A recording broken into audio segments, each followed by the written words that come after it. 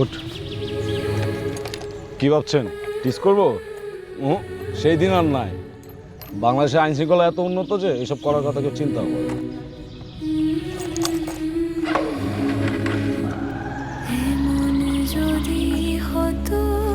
কি ভাবছেন এগুলো সত্যি? এগুলো সবই আমাদের স্বপ্ন, আর এই স্বপ্নকে বাস্তবায়ন করতে হলে সৎ ও যোগ্য লোককে ভোট দিন। আবু বকরের মতো এমন যদি হতো আমার দেশের শাসক।